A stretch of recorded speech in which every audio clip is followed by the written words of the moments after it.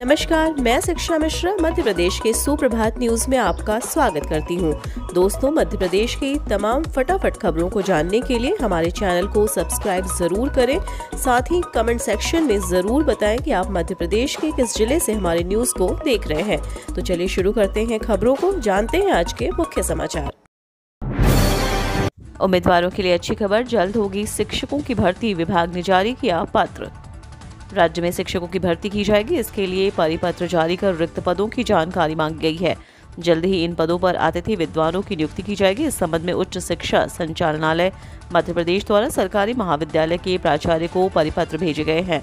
मध्य प्रदेश उच्च शिक्षा विभाग के विशेष कर्तव्य अधिकारी अजय अग्रवाल द्वारा सभी संस्थानों को पत्र लिखते हुए महाविद्यालय के प्राचार्य से कहा गया कि शैक्षणिक सत्र 2022-23 के लिए सहायक प्राध्यापक, क्रीड़ा अधिकारी, ग्रंथपाल के रिक्त पदों की वस्तु स्थिति पोर्टल पर अपलोड की जाए। इन रिक्त पदों की संख्या के अनुसार अतिथि विद्वानों की नियुक्ति की जाएगी। रिक्त पद की जानकारी भेजने की अंतिम तिथि 12 जनवरी 2023 निर्धारित की गई है। ग्लोबल इन्वेस्टर समिट आज बुधवार से प्रधानमंत्री मोदी करेंगे वर्चुअली संबोधित। प्रवासी सम्मेलन के समापन के साथ ही मध्य प्रदेश सरकार ने इंदौर में होने वाली 2 दिवसीय ग्लोबल इन्वेस्टर समिट की तैयारी शुरू कर दी है।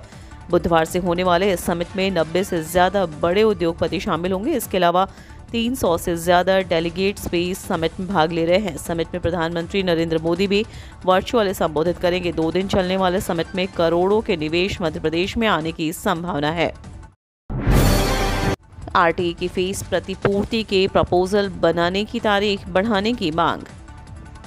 शिक्षा का अधिकार अधिनियम के तहत निजी स्कूलों में इस सत्र के लिए प्रवेश प्रक्रिया शुरू होने वाली है। इस कारण निजी स्कूलों से सीटों की संख्या मांगी गई है। राज्य शिक्षा केंद्र द्वारा शीतकालीन अवकाश के दौरान प्राइवेट आरटीई के तहत पढ़ने वाले बच्चों का प्रपोजल बनाने की तारीख जारी की गई थी। स्कूलों में बच्चे नहीं होने के कारण कई स्कूल अपना प्रपोजल सबमिट नहीं कर पाए। Society for private school directors संगठन के संस्थापक दीपक सिंह राजपूत ने आरएस के आयुक्त धनराजू एस को पत्र लिखकर बच्चों के प्रपोजल बनाने के लिए तारीख की वृद्धि की मांग की है। बेरोजगार युवाओं को ट्रेनिंग के लिए सरकार भेजेगी विदेश। राज्य सरकार बेरोजगार युवाओं को रोजगार देने के लिए बड़ी पहल करने जा रही है। अब सरकार युवाओं को प्रशिक्षण के लिए विदेशों का दौरा भी कराएगी। इसके लिए सरकार ने योजना तैयार की है। योजना में शामिल होने के लिए आईटीआई से प्रशिक्षित युवा आवेदन कर सकेंगे।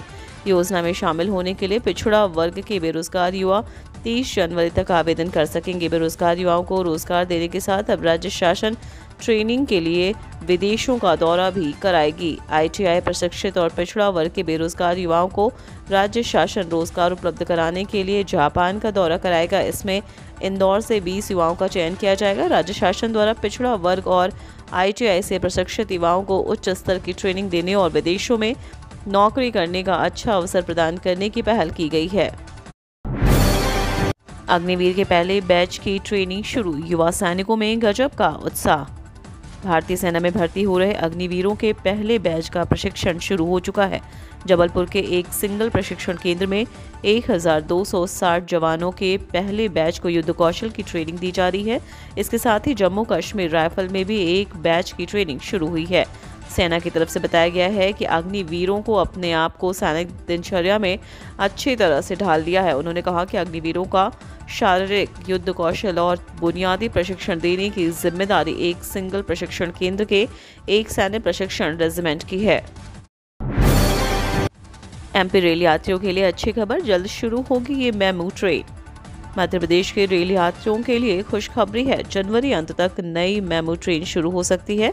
फरवरी से पहले खंडवा सनावद मेमू ट्रेन को सौगात मिलने की संभावना है। इसके लिए खंडवा कैबिन से रेलवे स्टेशन तक 5.5 किलोमीटर में बिछाई गई ब्रॉड गेज लाइन का निरीक्षण करने टीम द्वारा किया गया। कुछ कमियों के पूरा होने पर 1 सप्ताह में ओके रिपोर्ट देने की बात कही गई है।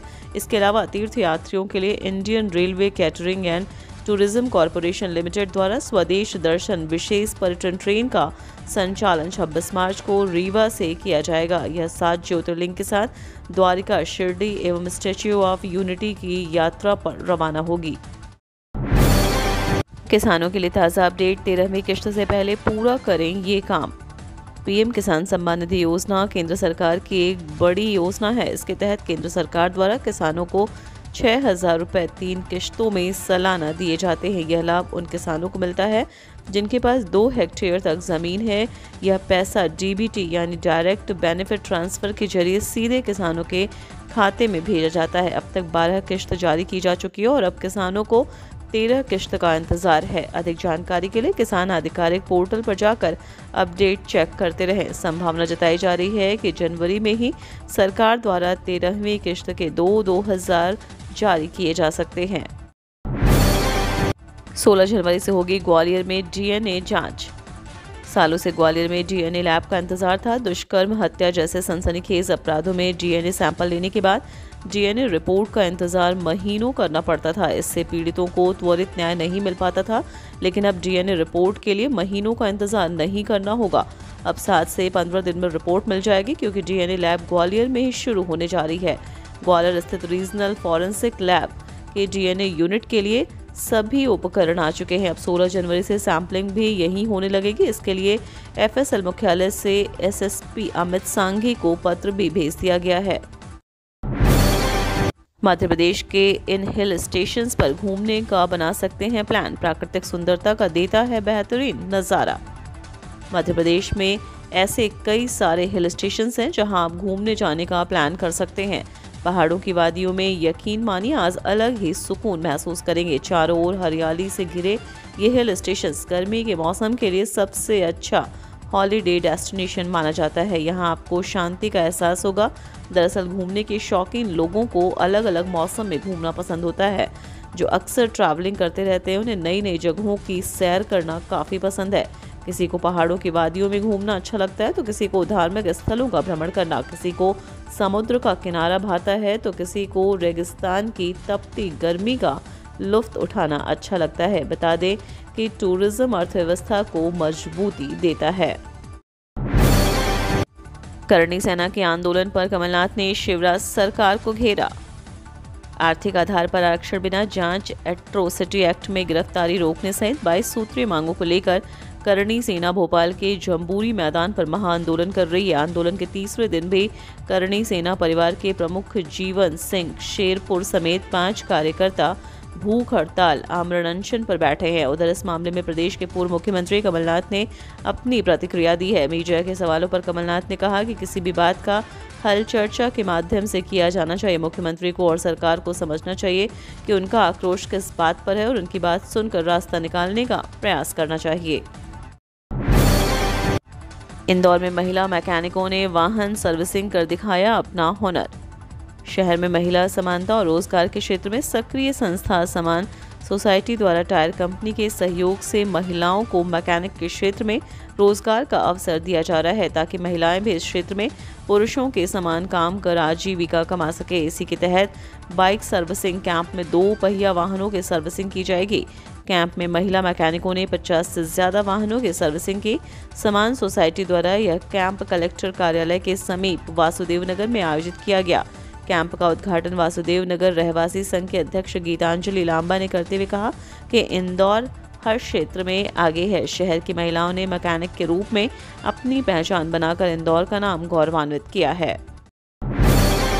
राष्ट्रपति द्रौपदी मुर्मू बोली, प्रवासी भारतीयों ने देश का नाम रोशन किया। शिवराज बोले, बेटी की शादी जैसी तैयारी। इंदौर में आयोजित 17वें प्रवासी भारतीय सम्मेलन के समापन समारोह में राष्ट्रपति द्रौपदी मुर्मू ने विशिष्ट हस्तियों को सम्मानित किया। सम्मान समारोह के बाद उन्होंने अपने संबोधन में कहा कि वे इस समारोह में आकर प्रसन्न हैं। उन्होंने आयोजन की तारीफ की और गुयाना और सूरीनाम के राष्ट्रपति की इस आयोजन में मौजूदगी को लेकर भी खुशी व्यक्त की। राष्ट्रपति ने कहा कि आयोजन काफी महत्वपूर्ण है। उन्होंने प्रवासी भारतीय सम्मेलन की सराहना की। जिला शिक्षा अधिकारियों से छिने निजी प्राइमरी मिडिल स्कूलों को मान्यता देने का अधिकार अब डीपीसी देंगे। राज्य सरकार ने निजी प्राइमरी मेडिकल स्कूलों को मान्यता देने का अधिकार जिला शिक्षा अधिकारियों से छीन लिए हैं। अब यह जिम्मेदारी जिला परियोजना समन्वयक निभाएंगे। इसके लिए सरकार ने निःशुल्क एवं अनिवार्य बाल शिक्षा का अधिकार अधिनियम 2009 के नियम बदल दिए हैं। केंद्र सरकार से अभी तक नहीं मिले कोविशील्ड के 5 लाख डोज, अगले सप्ताह आने की उम्मीद। केंद्र सरकार से प्रदेश सरकार को कोरोना रोधी टीका कोविशील्ड की 5 लाख डोज 5 जनवरी के बाद मिलने वाली थी, लेकिन अभी तक नहीं आई है। स्वास्थ्य विभाग के एक अधिकारी ने बताया कि केंद्र सरकार का जोर इस बात पर है कि राज्य पहले अपने पास रखी 85 लाख डोज कोवैक्सीन खत्म करे। मध्य प्रदेश में रात में सिहरन बरकरार, धूप में तल्खी बढ़ी। मकर संक्रांति से शुरू होगी कड़ाके की सर्दी। पश्चिमी विक्षोभ के असर से उत्तर भारत के पहाड़ों पर बर्फबारी का सिलसिला जारी है। हालांकि हवाओं का रुख बदलने से मध्य प्रदेश के सभी जिलों में रात का तापमान बढ़ने लगा है। इससे कड़ाके की ठंड से कुछ राहत मिलने लगी है। उधर मंगलवार को मध्य प्रदेश में सबसे कम 2.5 डिग्री से तापमान नौगांव में दर्ज किया गया। सिर्फ छतरपुर जिले में शीतलहर का प्रभाव रहा।